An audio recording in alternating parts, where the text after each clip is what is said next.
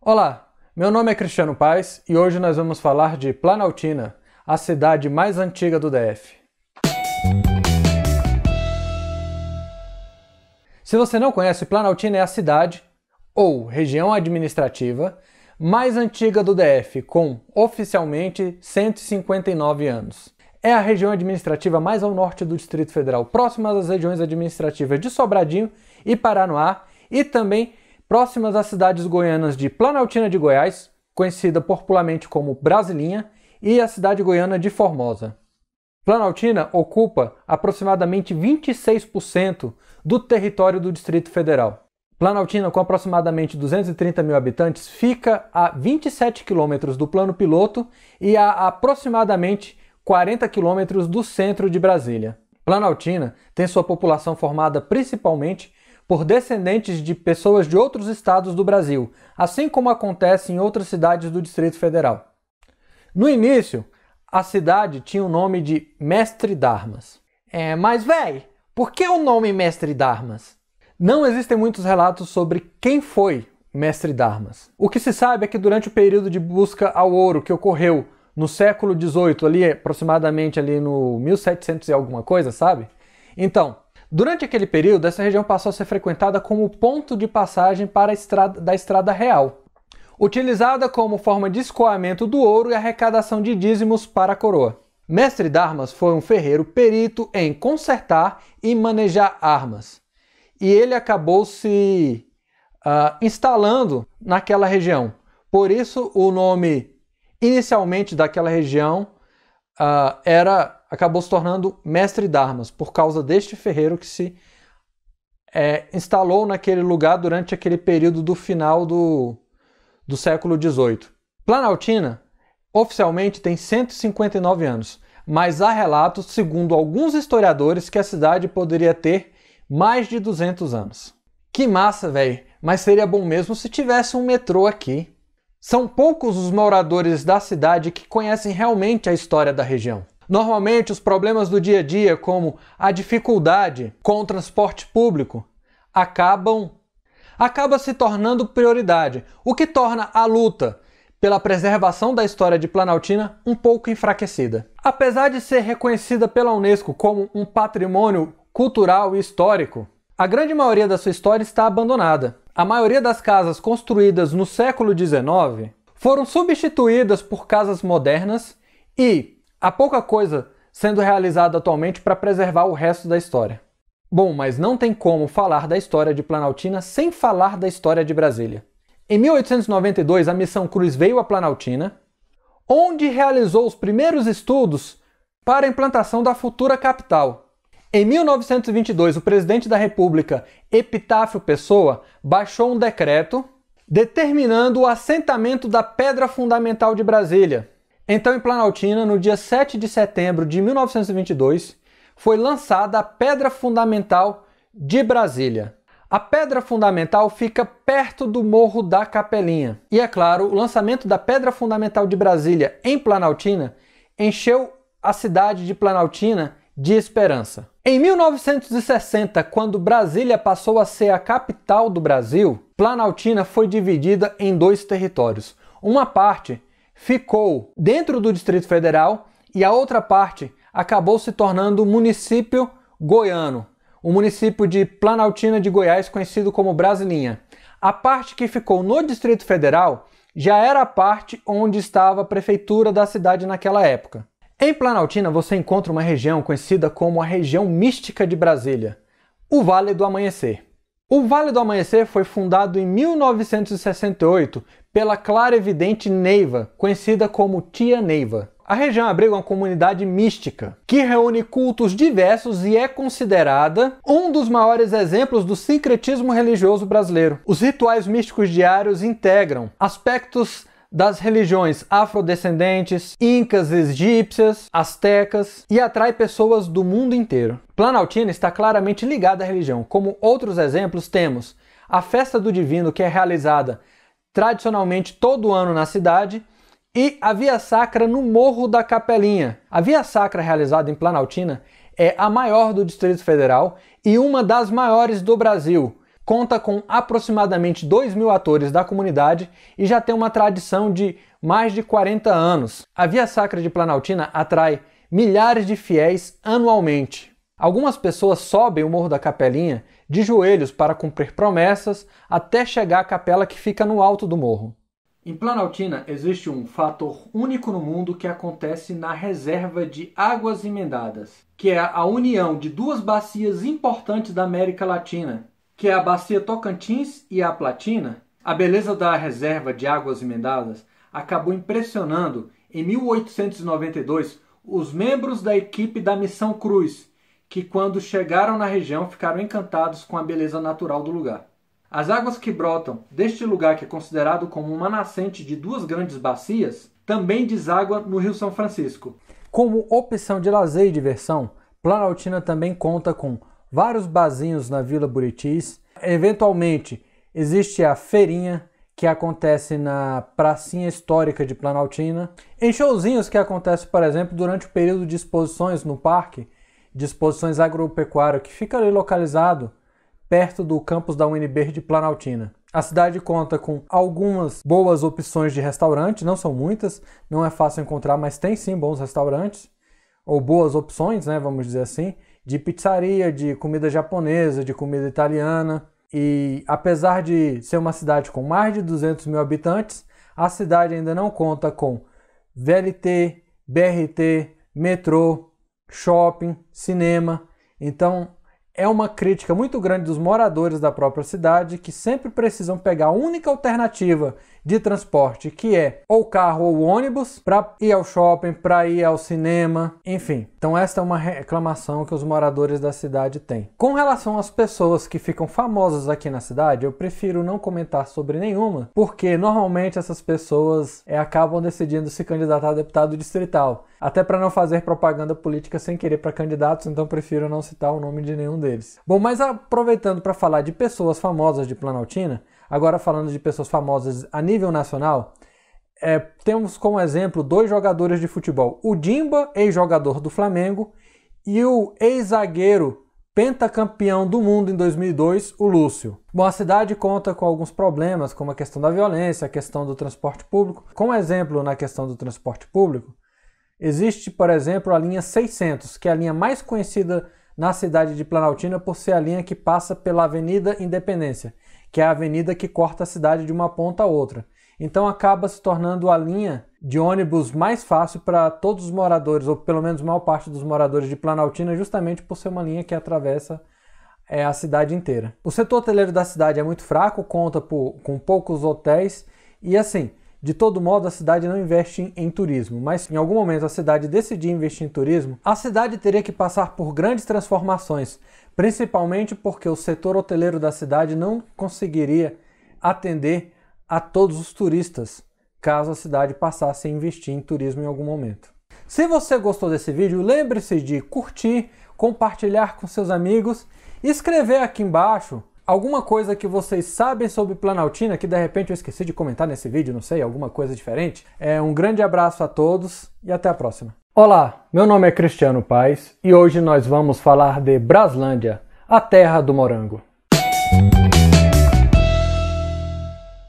Braslândia conta com cerca de 53 mil habitantes e ocupa aproximadamente 8% do território do Distrito Federal. Braslândia faz fronteira com as regiões administrativas de Sobradinho, Ceilândia, Taguatinga, Plano Piloto e as cidades goianas de Padre Bernardo e Águas Lindas de Goiás. Mesmo fazendo fronteira com a região do Plano Piloto, Braslândia é a região administrativa mais longe do centro de Brasília, com aproximadamente 50 quilômetros de distância. E também a distância entre Braslândia e Planaltina é a maior distância possível de ser percorrida entre cidades do Distrito Federal, com aproximadamente 85 quilômetros de distância. Braslândia foi fundada em 5 de julho de 1933.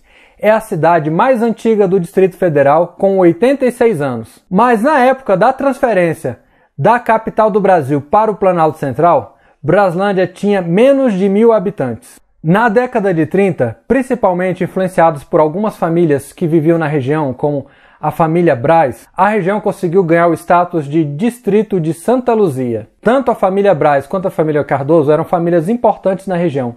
Inclusive, o nome de Braslândia surgiu justamente desta família, a família Braz. O distrito foi criado no dia 15 de abril de 1932, tornando-se então uma data significativa na cidade. Porém, a data de aniversário é comemorada no dia 5 de julho de 1933, devido à fundação da subprefeitura na cidade. Em 1961, um ano após a inauguração de Brasília, o presidente Juscelino Kubitschek incorporou a região como região administrativa do Distrito Federal.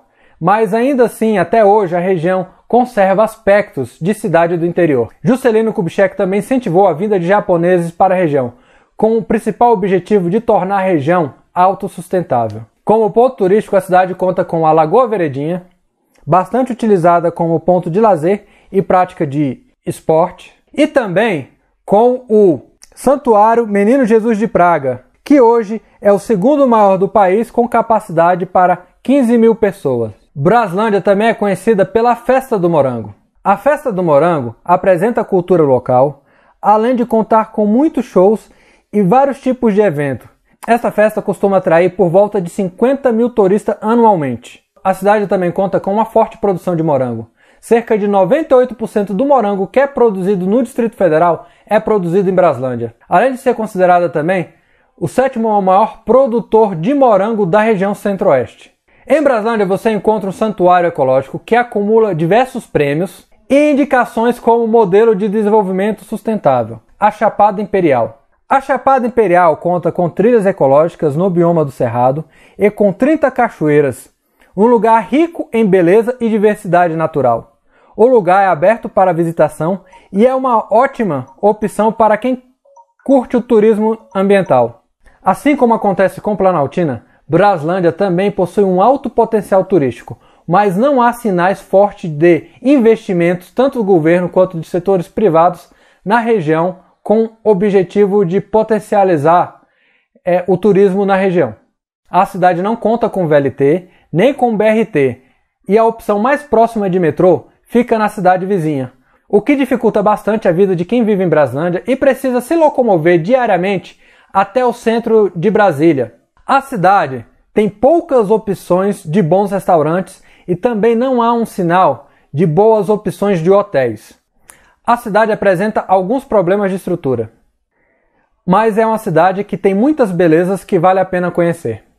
Se você gostou desse vídeo, lembre-se de curtir, compartilhar com seus amigos e também se inscreva no meu canal e na minha página do Facebook. Comente aqui embaixo alguma outra curiosidade que você sabe sobre Braslândia, alguma curiosidade que passou despercebida nesse vídeo. Enfim, fique à vontade para comentar. Um grande abraço a todos e até o próximo vídeo. Você sabia que o presidente do Brasil, o melhor jogador do mundo e até Jesus Cristo já viveram no Gama? Essa e outras curiosidades logo após a vinheta. Olá, meu nome é Cristiano Paes e hoje nós vamos direto ao ponto. A cidade do Gama. O Gama tem aproximadamente 59 anos e é vizinho das regiões administrativas de Recanto das Emas, Riacho Fundo 2, Parkway e Santa Maria, além das cidades goianas de Santo Antônio do Descoberto e Novo Gama. O Gama tem aproximadamente 150 mil habitantes e fica a aproximadamente 24 quilômetros do plano piloto e a aproximadamente 30 quilômetros do centro de Brasília. No começo de 1747, chegou o povoado de Santa Luzia, conhecido hoje como Lusiânia, o primeiro sacerdote da região, o padre Luiz da Gama Mendonça. Supõe que o nome Gama surgiu justamente em homenagem ao padre, pois a atual região administrativa do Gama surgiu de 4 antigas fazendas: Fazenda do Ipê, Alagado de Suzana, Ponte Alta e Fazenda Gama, que provavelmente foi a parte que deu origem ao nome da cidade. A região administrativa do Gama é uma das poucas regiões administrativas do Distrito Federal que tiveram um plano de urbanização. O Gama foi projetado pelo arquiteto Paulo Hungria, que desenvolveu a planta da cidade na forma de colmeia, dividindo a cidade em 5 regiões. Norte, Sul, Leste, Oeste e Central. A então cidade satélite foi fundada no dia 12 de outubro de 1960. O que poucos sabem é que a primeira residência oficial da Presidência da República fica justamente no Gama. A residência oficial de Juscelino Kubitschek foi construída a aproximadamente 8 quilômetros de onde foi instalada a parte urbana da cidade. O nome Catetinho surgiu em alusão ao Palácio do Catete no Rio de Janeiro. A pedido do próprio Juscelino Kubitschek, o Catetinho foi tombado pelo IPHAN no dia 10 de novembro de 1959. O Catetinho foi o primeiro projeto de Oscar Niemeyer e ele teve apenas 10 dias para construir. A antiga residência de Juscelino Kubitschek está aberta para visitação e uma ótima opção para conhecer um pouco mais da história de Brasília e, é claro, um pouco mais da história do Brasil. Se até Jesus Cristo mora no Gama, não tem como deixar de lado a Capela São Francisco de Assis, que é uma das capelas mais bonitas do Distrito Federal. A capela foi construída no núcleo rural Casa Grande com a ajuda de moradores e inaugurada em 2004. A capela é um dos lugares mais disputados no Distrito Federal para a realização de casamento. Para se ter uma ideia, a espera para conseguir uma vaga para se casar na capela chega a durar até 2 anos. Ainda sobre religião, eu não disse que Jesus Cristo mora no Gama? Assim, eu não vou entrar no mérito se o que ele diz é verdade ou não. Isso eu vou deixar ao seu critério.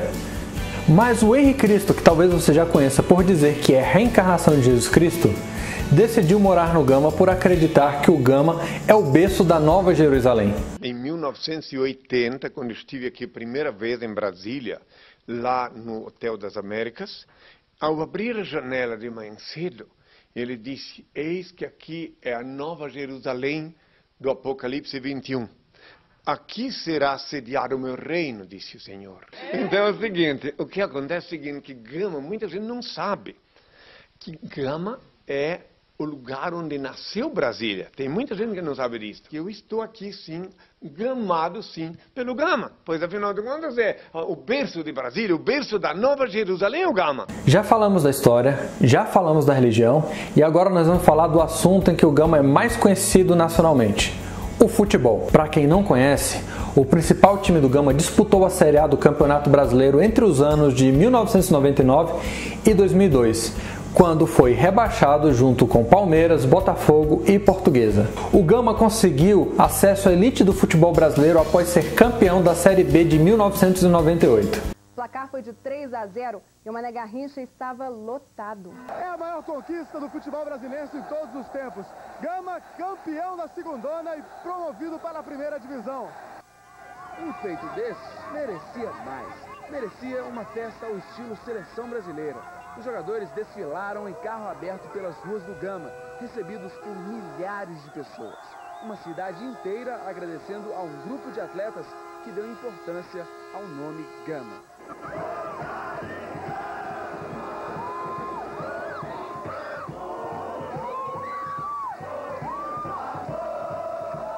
Mas as regras de pontuação do Campeonato Brasileiro mudaram justamente no ano em que o Gama ingressou na Série A do Campeonato Brasileiro.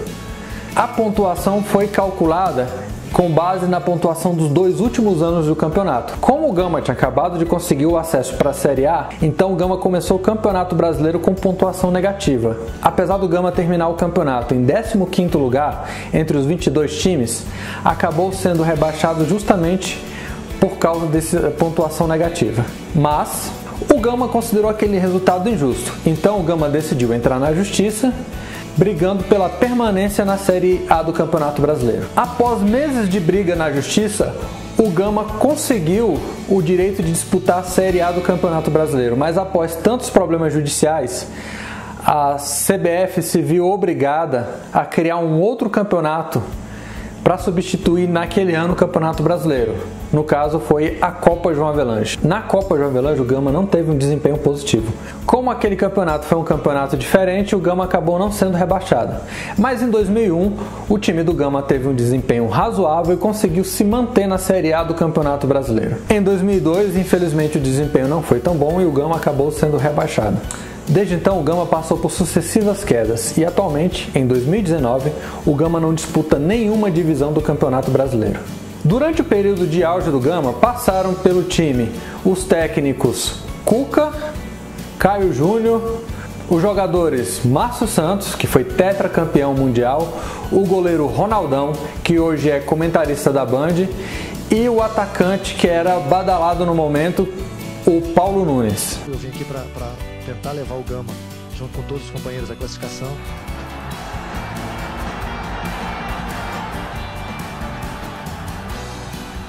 O desempenho positivo do principal time de futebol da cidade mexeu com a cultura da região. O estádio do Gama, o Bezerrão, é um dos 50 maiores do Brasil, com capacidade para mais de 20 mil pessoas.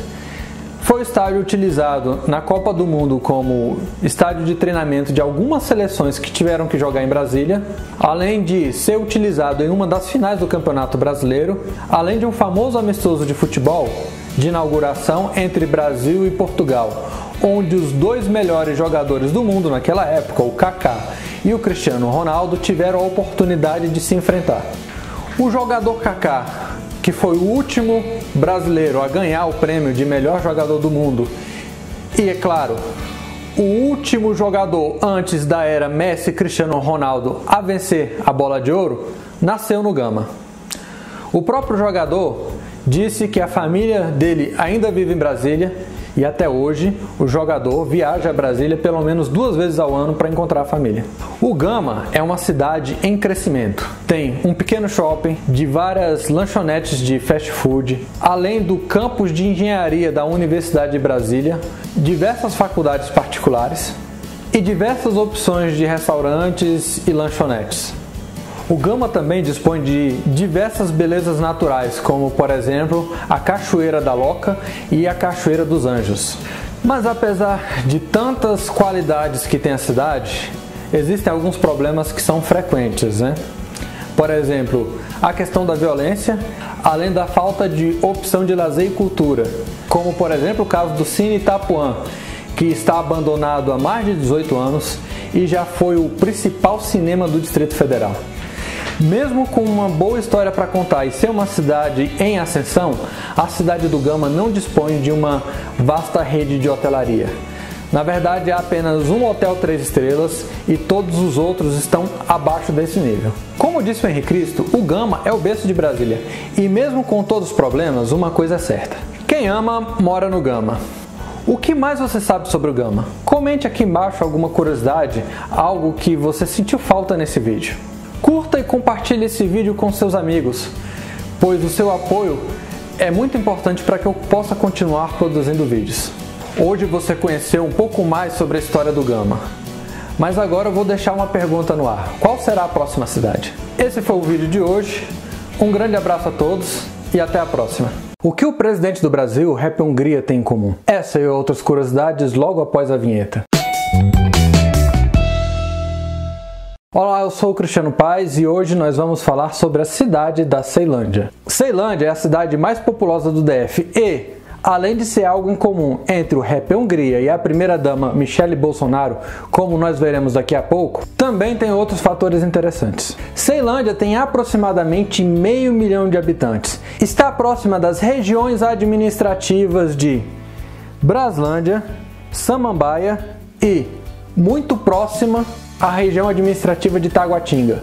Alguns moradores da Ceilândia, inclusive, têm dificuldade de delimitar onde começa Ceilândia e onde começa Taguatinga. Além das cidades do Distrito Federal que citamos há pouco, Ceilândia também fica próxima às cidades goianas de Santo Antônio do Descoberto e Águas Lindas de Goiás. Ainda na década de 60, Brasília tinha aproximadamente 80 mil habitantes vivendo em situação precária no centro de Brasília. Por esse motivo foi criado a campanha de erradicação das invasões, conhecidas como SEI, que acabou se tornando a origem do nome Ceilândia. Este ano, o governo do Distrito Federal, através da Secretaria de Serviços Sociais e com a colaboração da campanha de erradicação das invasões, conseguiu extinguir aquele aglomerado humano, transportando seus habitantes para um local urbanizado, situado a noroeste de Taguatinga.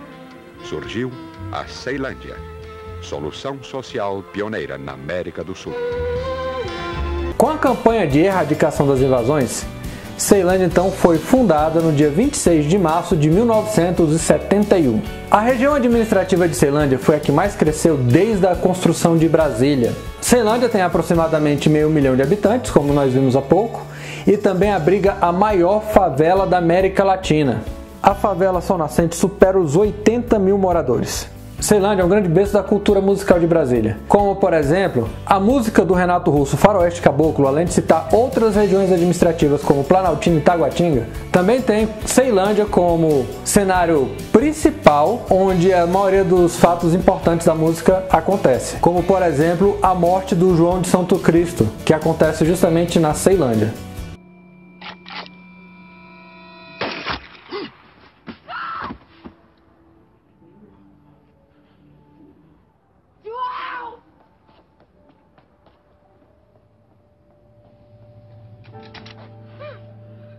Nos anos 90 e nos anos 2000, Ceilândia se destacou bastante também com relação ao hip hop. Brasília é praticamente 100% dos rappers da primeira geração, eu, Marcão, X, né, nós começamos pelo break. O hip hop ele é um fenômeno que ele vem, né, com amplitude, ele vai chegando até se acomodar na periferia. Nós podemos citar a Ceilândia como um grande ponto de aglomeração do hip hop.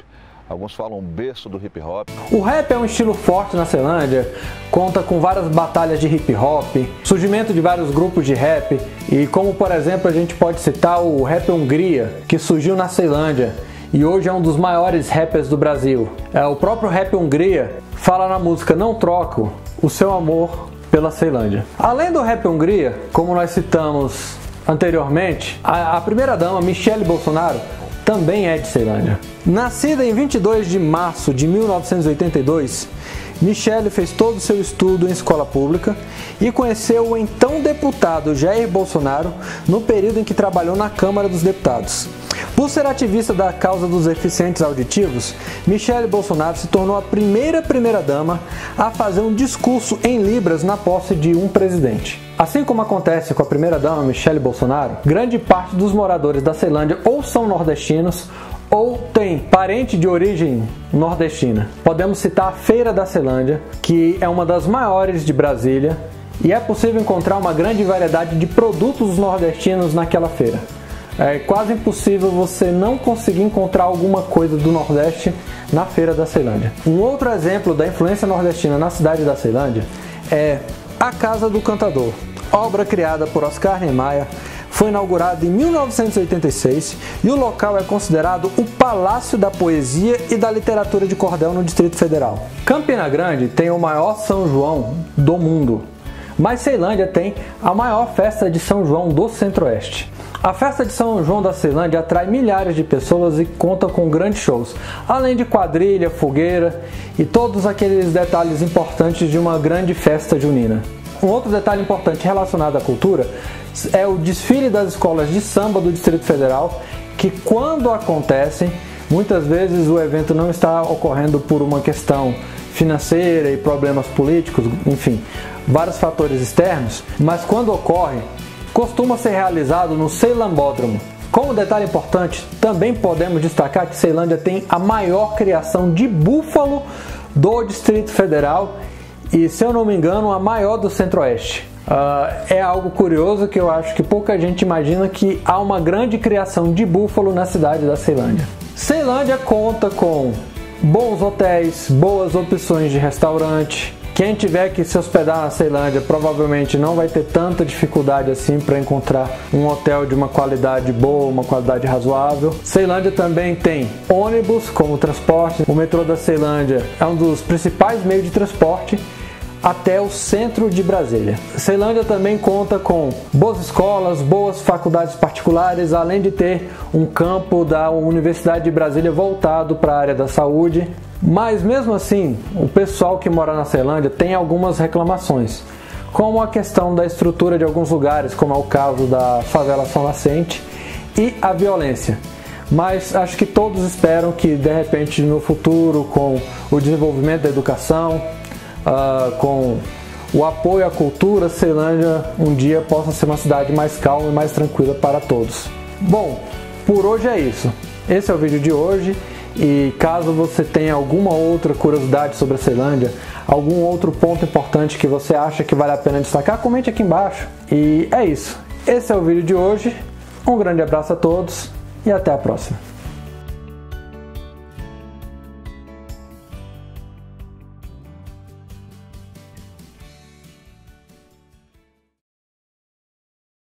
Olá, eu sou o Cristiano Paes e hoje nós vamos falar de Sobradinho, a região serrana do DF. Falar de Sobradinho é um pouco mais complexo do que falar de outras regiões administrativas, pois a região de Sobradinho foi desmembrada em 4 outras regiões administrativas: Sobradinho 1, Sobradinho 2, Fercal e Itapuã.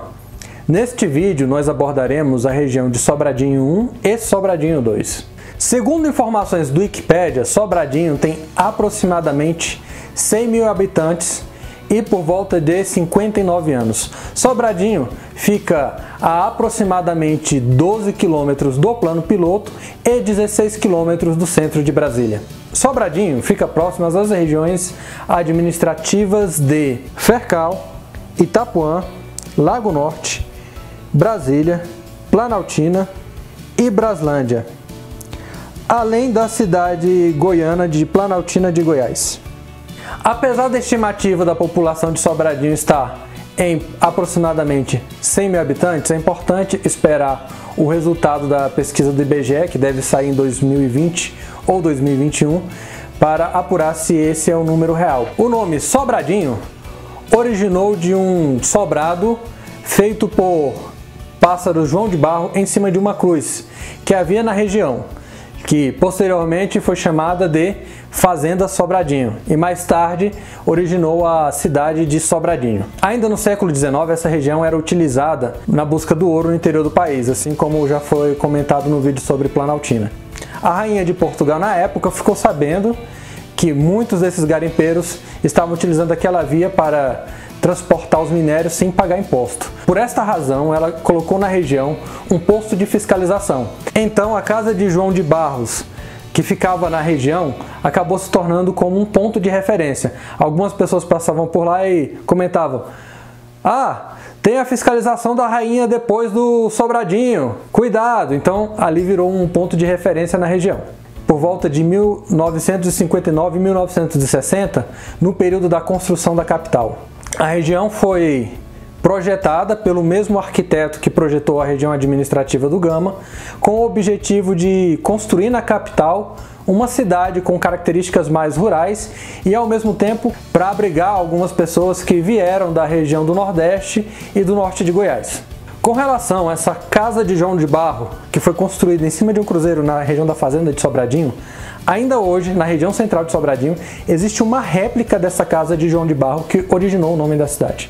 Apesar desse objetivo inicial de construir a capital para abrigar o pessoal que veio do Nordeste e do Norte de Goiás, Sobradinho acabou se tornando uma região um pouco mais diversificada e um símbolo talvez do cinema aqui no Distrito Federal, pois o polo de cinema de Brasília foi construído na região. Alguns filmes foram gravados no polo de cinema de Sobradinho, até o polo de Sobradinho ter as atividades totalmente encerradas há poucos anos atrás.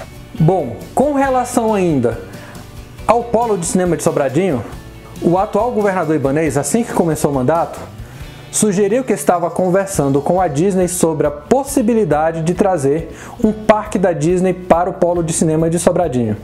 Caso esse projeto se concretizasse, o parque da Disney em Sobradinho seria o único parque do Hemisfério Sul e o único da América Latina. A própria Disney negou posteriormente que estava interessada em construir um parque na região de Sobradinho. A região mais alta do Distrito Federal fica em Sobradinho.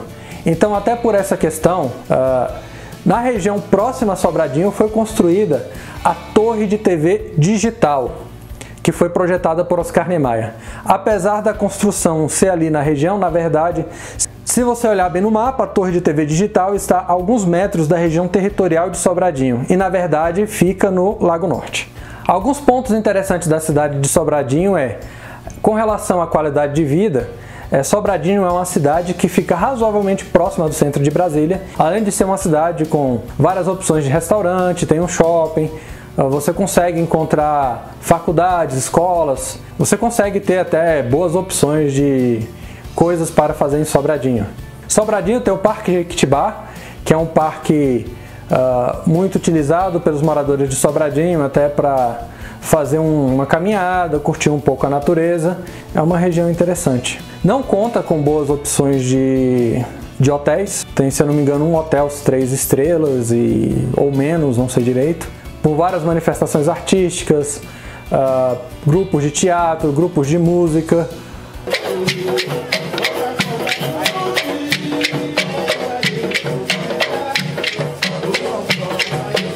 Bom, este é meu vídeo de hoje. Se tiver alguma outra curiosidade sobre Sobradinho que vocês acham que vale a pena comentar nesse vídeo que eu não comentei, deixe os comentários aqui embaixo e lembre-se de se inscrever no canal, porque esse apoio é importante pra gente, e de curtir esse vídeo, compartilhar com seus amigos de Sobradinho, até para eles darem alguma sugestão do que pode estar faltando, se tem alguma coisa mais interessante para agregar nesse vídeo, e se for interessante, se vocês quiserem, a gente pode realmente fazer um vídeo sobre Sobradinho posteriormente com mais alguma informação que vocês acham importante comentar.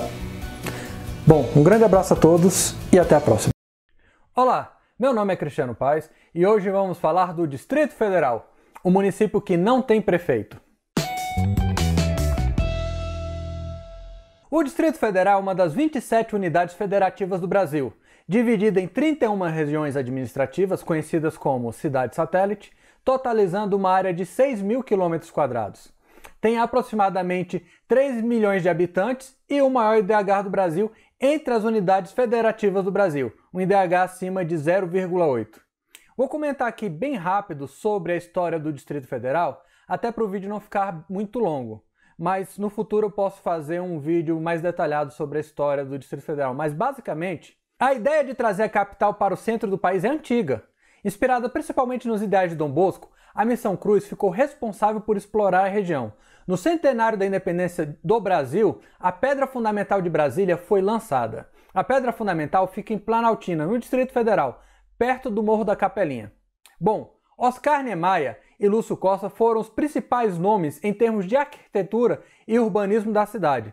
Transformaram a cidade em algo excêntrico. Você pode até amar ou odiar Brasília, mas não poderá dizer que já viu algo igual. Ao menos hoje, para quem nasce no Distrito Federal, algumas palavras que são consideradas palavrões são apenas gírias. Os brasilienses são descendentes de pessoas de todos os lugares do Brasil. Não tem como definir qual estado tem maior influência cultural no Distrito Federal. Mas há regiões com maior influência nordestina, como é o exemplo, a região administrativa de Ceilândia. E tem regiões, por exemplo, como Cruzeiro, que é uma região mais conhecida por ser a região mais carioca de Brasília.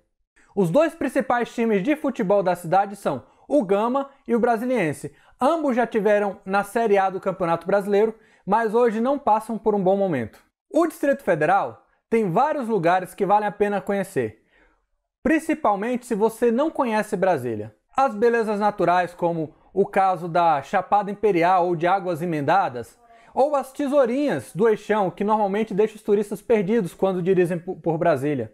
O Parque da Cidade, o Pontão do Lago Sul, são exemplos de lugares interessantes para conhecer. No Distrito Federal tem várias opções de hotéis, restaurantes. O Distrito Federal é um lugar com muitas opções legais para conhecer.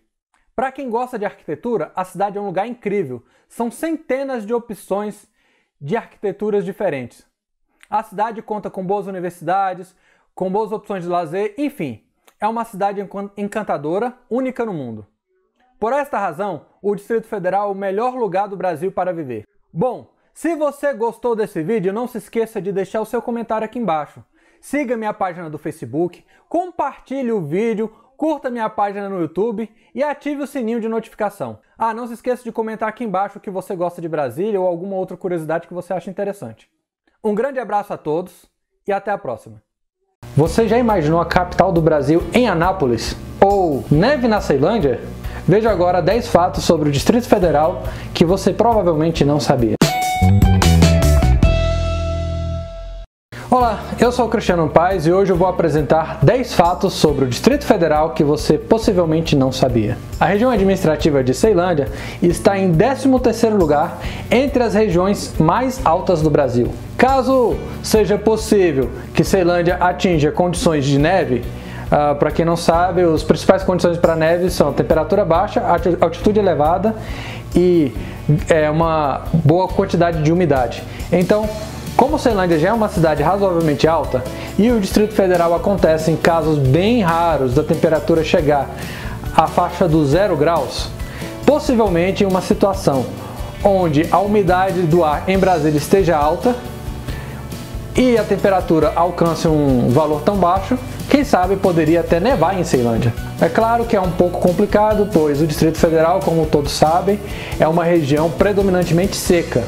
Mas se fosse possível encontrar uma forma de elevar a umidade da Ceilândia em um período em que a temperatura reduzisse um pouco, poderia ser que tivesse neve na Ceilândia. Já imaginou? Ainda falando em Ceilândia, a maior região administrativa do DF não é Ceilândia, e sim Planaltina. A região administrativa de Planaltina DF ocupa 26% do território do Distrito Federal. Isso é equivalente a 1/4 do Distrito Federal, mais de 1/4 do Distrito Federal, na verdade.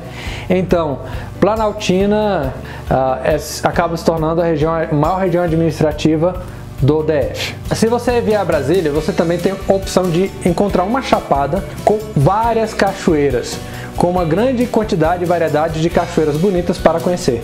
Essa região se chama Chapada Imperial e está localizada na região administrativa de Braslândia. Muita gente até acha que a região administrativa de Braslândia fica em Goiás, mas é uma região administrativa do Distrito Federal e que tem o seu valor também, tanto na história da construção da capital, como na questão das belezas naturais, como é o caso da Chapada Imperial. Para quem não sabe, Anápolis poderia ser a capital federal. Já imaginou Anápolis do lado de Goiânia como a capital federal? Juscelino Kubitschek, na época, ele tinha 5 opções de locais para construir a capital federal, que foram as opções dadas pela Missão Cruz, que foram divididas em campos castanho, verde, amarelo, azul e a outra cor não vou lembrar agora, mas são 5 opções que Juscelino Kubitschek tinha. Entre essas 5, o Sítio Amarelo era justamente a região que ficava próxima ali a... Não, desculpa, não lembro se era o Sítio Amarelo ou o Sítio Azul, que ficava ali próximo a Anápolis, que foi uma das possibilidades de construção da capital federal. A região escolhida acabou sendo a região Castanho, que é a região hoje onde fica o centro de Brasília mesmo, então foi a região escolhida na época. Para quem não sabe, muitas bandas e grupos de rock dos anos 80 e 90 que tiveram projeção nacional surgiram em Brasília. E uma coisa curiosa é que boa parte deles com laços com o Rio de Janeiro, como aconteceu com o Renato Russo, os Paralamas do Sucesso e a Cássia Eller. Além dos 3 que eu falei agora, o Capital Inicial e a banda Raimundos também tiveram origem na capital federal. Brasília teve apenas 6 governadores eleitos por voto popular. Joaquim Roriz, Cristóvão Buarque, Arruda, Agnello, Hollenberg e Ibanez. Desde que foi construída, a capital nunca teve eleições diretas para governador, passou a ter então só a partir da Constituição de 88. A partir desse momento começaram a ter eleições, por isso só esses 3 governadores foram eleitos pelo povo. Ainda com relação à política de Brasília, para quem não sabe, Brasília já teve prefeito sim. Inclusive o primeiro prefeito da cidade é Israel Pinheiro, que é um nome muito conhecido da história de Brasília. Então assim, no Distrito Federal, do início até mais ou menos 1967, o Distrito Federal tinha prefeito. A partir de então é que o Distrito Federal passou a não ter prefeito e o Distrito Federal inteiro é considerado como único município. Então, de certo modo, os governadores acabam exercendo função de governador e de prefeito ao mesmo tempo. Claro que não é exatamente assim, porque cada região administrativa tem os seus administradores regionais, que são escolhidos pelo próprio governador. A maior via-sacra do Brasil fica em Brasília. Apesar de vocês provavelmente já terem ouvido falar muito da via-sacra lá que acontece em Pernambuco, as duas acabam disputando esse título de maior via-sacra do Brasil. Por um lado, de Pernambuco é realizado em um dia só, então em um único dia eles acabam conseguindo atrair um número maior de público em um único dia. Mas como a via-sacra de Planaltina dura 3 dias, então por causa dessa razão, a via-sacra de Planaltina acaba sendo então considerada a maior via-sacra do Brasil. E eu sou no brasiliano! Não, calma, eu não estou misturando os assuntos, não. Quem nasce em Brasília é chamado de brasiliense, independente do local do Distrito Federal. Se você nascer em Braslândia, que muita gente acha que é Goiás, ou se você nascer no centro do plano piloto, você é brasiliense. Mas brasiliano era o termo utilizado para quem nascia em Brasília lá no início da construção da capital. Esse era o termo utilizado. Então, se você de repente até pegar algum vídeo sobre a primeira criança a nascer em Brasília, você vai escutar alguém comentar, o narrador falando, nasce o primeiro brasiliano. Então, no início, quem nascia em Brasília era chamado de brasiliano. Mas até por uma questão para diminuir um pouco os problemas com a antiga capital, o Rio de Janeiro, para se tornar um pouco mais familiar, até porque muitas pessoas que trabalhavam na capital, na antiga capital, tiveram que vir para cá. Inclusive tem um bairro no Distrito Federal que ele é tipicamente mais carioca. Então, assim, como tiveram muitos cariocas que vieram para construir a capital, então, para agradar um pouco, para ficar mais parecido com o nome Fluminense, o nome de quem nasce em Brasília foi alterado para brasiliense. Agora vamos para dois assuntos tristes. O Lago Paranoá, o Lago de Brasília, é um lago artificial. E naquela região, antes daquele lago ser construído, que foi utilizado alguns rios que cortam a região do Distrito Federal para a criação daquele lago, tinha uma pequena cidade ali de pessoas que trabalharam na construção da capital, e com a construção do lago, então a cidade foi inundada. Mais um assunto triste agora, que é com relação aos boatos de que existem pessoas no meio dos concretos da construção da capital. Na época, em 1959, 1950, a situação da construção civil era um pouco precária. Então, existem muitos, imensos relatos de trabalhadores da época que dizem que às vezes acontecia um acidente de trabalho, alguém caía em alguma vala e como não tinha como resgatar de lá, então apenas jogavam concreto em cima. Então, assim, não existem provas exatas, ninguém conseguiu provar ainda, e é até muito difícil provar que existem vários trabalhadores enterrados no meio do Congresso, da Torre de TV, de todos esses monumentos da capital federal, mas com a quantidade grande de relatos das pessoas que trabalharam na construção da capital naquela época e pelo ritmo acelerado da construção, porque Juscelino Kubitschek tinha um prazo muito curto para terminar de construir a capital. Então, os indícios são muito fortes de que existem sim pessoas concretadas no meio de todas aquelas obras, rodoviária, Congresso, Esplanada, Torre de TV. Os indícios são extremamente fortes. Bom, mudando um pouco para um assunto mais tranquilo, vamos agora falar de Parque da Cidade. O Parque da Cidade é um parque de Brasília que é o maior da América Latina. Então, só para vocês terem uma ideia, ele é maior que o Central Park lá de Nova York. Bom, sendo franco, eu não sei quantos fatos eu comentei agora. No final do vídeo eu vou numerar quantos fatos são sobre o Distrito Federal. Então, este foi o vídeo de hoje. Um grande abraço a todos e até a próxima.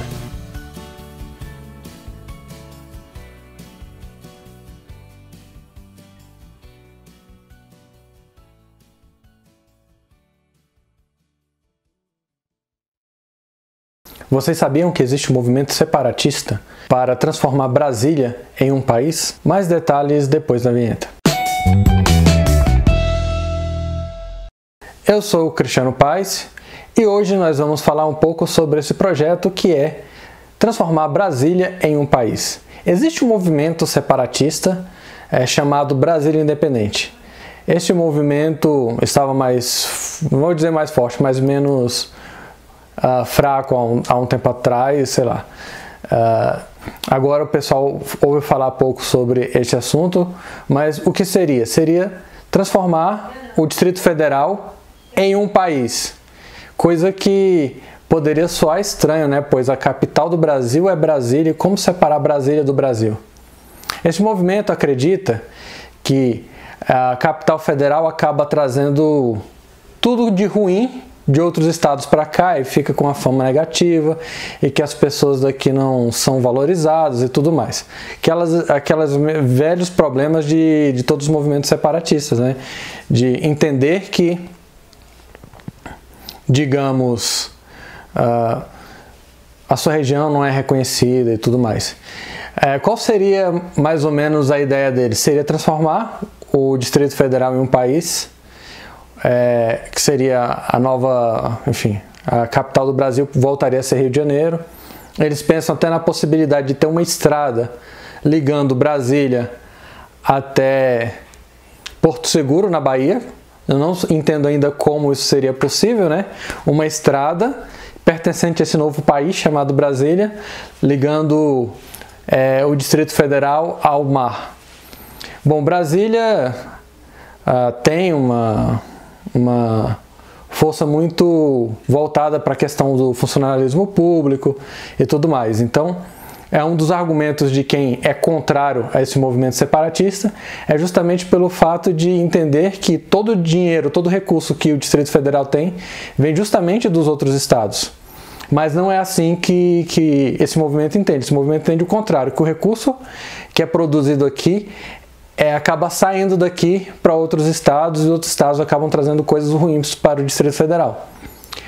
No Distrito Federal, um dos argumentos que eles utilizam é que, apesar de ser pouco conhecido, existe uma área agrária, principalmente em Braslândia, em Planaltina, no Paranoá, enfim, em algumas regiões do Distrito Federal existe uma área agrária razoavelmente forte, com produção de alimentos.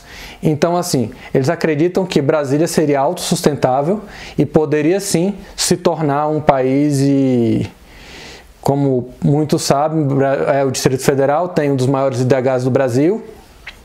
Ou seja, já por esse argumento, seria um país de primeiro mundo, pois o IDH é alto e não sei o que, coisa e tal.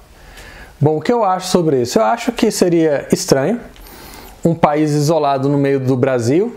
Existem situações como essa, existe país dentro de outro país.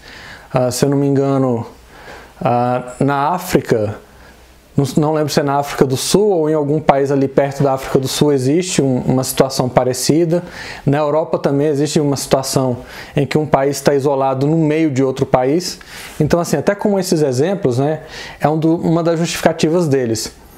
Só que eu acho que Brasília sem o restante do Brasil também não teria a mesma força. No início poderia ter alguma força ali voltada ao recurso que já existe aqui, mas com o passar do tempo eu acredito que a Brasília não tem algumas vocações de outros estados e com isso o Distrito Federal acabaria enfraquecendo, ficaria isolado. Então eu também não acredito que o Distrito Federal como um país seria algo viável, algo interessante. Comente aqui embaixo se você concorda, se você discorda.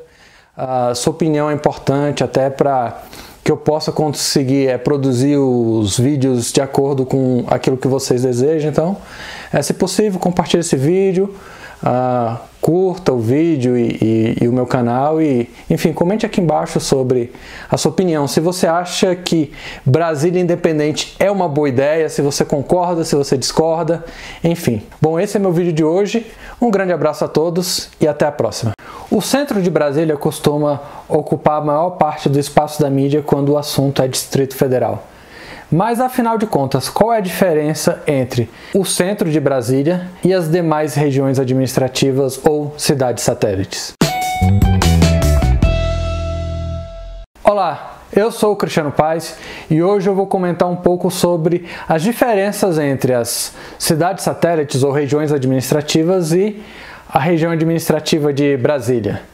Bom, eu decidi fazer esse vídeo principalmente após encontrar um outro vídeo que comenta sobre as diferenças entre o Distrito Federal, entre as outras regiões administrativas e a região administrativa de Brasília.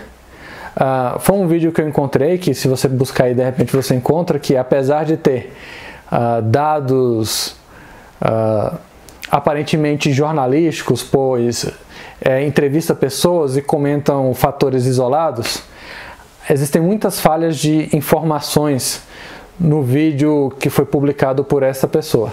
Então decidi fazer esse vídeo até para tentar esclarecer alguns pontos. E assim, se vocês encontrarem também algum ponto de divergência aqui nesse vídeo, pode ficar à vontade, comenta aqui embaixo, olha, essa informação que você colocou não é bem assim. De repente a gente pode até aprender juntos, então pode ficar à vontade para comentar aqui embaixo sobre as informações que eu vou comentar durante o decorrer do vídeo.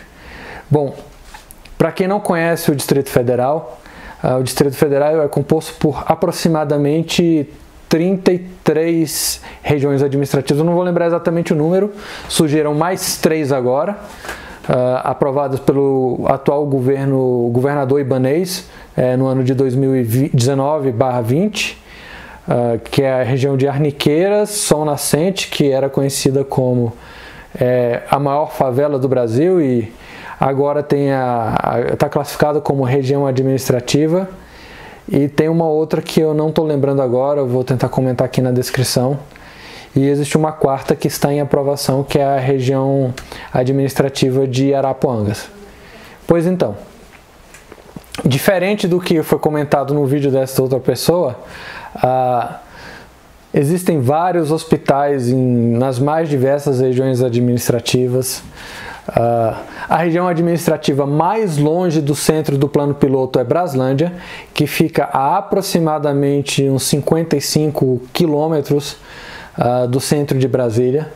E as regiões do entorno, o conceito de entorno quando se refere às cidades que estão em volta do Distrito Federal, são as cidades que estão na borda do Distrito Federal, ou seja, elas não estão dentro do Distrito Federal. Então, assim, quando se refere às cidades do entorno, muita gente da própria capital confunde isso, muita gente de Brasília e das regiões satélites, das cidades satélites, confundem este termo, mas, assim, região do entorno, quando se refere à região do entorno de Brasília, se refere às cidades goianas e mineiras que estão próximas da capital. Não englobam as cidades satélites, que esse termo, na verdade, cidades satélites, foi alterado no governo Cristóvão por ser considerado um termo preconceituoso, que eu também concordo com isso. Eu acho que o termo cidade satélite é preconceituoso com as regiões administrativas, então eu acho que o mais correto é região administrativa, e muitas das regiões administrativas foram criadas justamente para ocupação dos trabalhadores que vieram a construir a capital. Mas com o passar de 60 anos, muita coisa já mudou em todas essas regiões administrativas, novas regiões administrativas foram criadas. Então, o que existe nessas regiões administrativas? Diferente do que comentaram que todas as escolas boas, todas as universidades boas estão no plano piloto, existem boas escolas e boas faculdades em outras cidades satélites, ou vou usar o termo região administrativa daqui para frente no vídeo. Existem sim algumas escolas particulares boas também em outras cidades satélites, em outras regiões administrativas. Em Taguatinga você encontra boas opções de escola e faculdade, na Ceilândia também, enfim. Até mesmo em outras regiões mais distantes também você encontra boas opções ainda de escolas particulares que têm um nível consideravelmente bom, apesar das melhores. As tops do Distrito Federal normalmente estão no plano piloto, que é a região administrativa de Brasília, conhecida por plano piloto. Ainda existem algumas escolas e faculdades boas também localizadas em Taguatinga, por exemplo. A maior universidade particular de Brasília está em Taguatinga. Então, assim, ainda tem uma boa estrutura. Existem sim pessoas com situações financeiras consideravelmente elevadas em outras regiões administrativas além do plano piloto. Acaba sendo falacioso comentar que todos estão ali no centro. Claro que não pode negar que existe um grau de pobreza também nas regiões administrativas. Existem sim questão da pobreza, pessoas que moram numa situação mais complicada e tudo mais. Mas se você pegar o IDH das cidades satélites, você vai ver que em todas as cidades satélites, mesmo aquelas que teve IDH mais baixo, elas estão acima da média brasileira. Diferente do que comentaram que o IDH das cidades satélites estão abaixo, né, que estão entre os piores, isso acaba não sendo verídico, pois o que acaba reduzindo o IDH da famosa RID, para quem não conhece RID, é a região integrada do entorno, que engloba todas as cidades do Distrito Federal, além dessas cidades em volta do Distrito Federal, que acabam sendo muitas vezes cidades dormitórias para trabalhadores do Distrito Federal. Então, o que acaba reduzindo um pouco o IDH dessa região é o IDH baixo dessas regiões aí do entorno, ocasionado muitas vezes porque, ou nas cidades goianas ou nas cidades mineiras, acontece de, muitas vezes, o governo goiano não dá a devida atenção a essas cidades por serem cidades que estão próximas do Distrito Federal e muitas vezes eles entendem que seria obrigação de Brasília, assim como Brasília também não dá essa atenção para essas cidades por não serem cidades do Distrito Federal e serem uma responsabilidade de Goiás. Então acaba tendo um certo conflito e essas cidades acabam sendo bem prejudicadas, né? E são cidades que são mais longe do centro de Brasília, então assim, quanto mais próximo do centro de Brasília, normalmente mais caro é o imóvel, então acaba sendo cidades cujo o IDH são IDHs normalmente abaixo da média nacional. Claro que também existem exceções, existem cidades do entorno que são altamente sustentáveis, que tem todo tipo de comércio, você encontra nelas, e com alto grau também, digo alto grau entre aspas, né, com algumas pessoas com boas condições financeiras, fazendeiros, por exemplo, né, um exemplo, a cidade goiana de Formosa, que tem fazendeiros e agricultores morando na região. Então assim, todas essas cidades tem sim algum grau de pobreza, algum grau de falta de infraestrutura, mas quando alguém coloca que todas as cidades satélites, todas as regiões administrativas têm falta de infraestrutura, essa pessoa está equivocada. Existe um processo que acontece aqui em Brasília, que é o seguinte: normalmente as pessoas que moram no centro do plano piloto, muita gente daquela região acaba tendo um certo preconceito com as cidades satélites. Muitas delas sequer já pisaram em uma cidade ali fora da região central do plano piloto, então tem esse tipo de preconceito, esse tipo de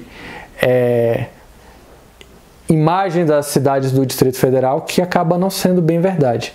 Existe sim pobreza, mas também existem pessoas com uma situação financeira confortável, existem condomínios razoavelmente sofisticados na região do Colorado, um pouco mais afastados, e então assim, esse vídeo acaba tendo o vídeo que eu estou citando ali, que eu não lembro exatamente quem postou, tem muitas informações falsas, e morar nas cidades satélites ou morar na região do plano piloto, tem sim pessoas em todos os tipos de condições. No plano piloto é mais difícil achar alguém que esteja abaixo do nível da pobreza. Normalmente o poder aquisitivo de lá é bem mais elevado do que das cidades em volta, mas nada que possa colocar exatamente todas as cidades satélites do Distrito Federal como cidades que estão abaixo de um nível, muito abaixo de um nível de IDH que está o plano piloto. Essa informação acaba sendo um pouco equivocada. Bom, provavelmente eu deixei de comentar alguns detalhes, mas pode ficar à vontade aqui embaixo para comentar, dar aquela forcinha no canal, me seguir e curtir o vídeo. Essa força é importante para o crescimento do canal, para que eu possa conseguir postar vídeos e adequar aquilo que vocês querem assistir. E assim, se tiver alguma informação que vocês acham que não está correta também, a gente vai corrigindo e a gente vai aprendendo juntos aqui nos comentários. Bom, este é meu vídeo de hoje. Um grande abraço a todos e até a próxima.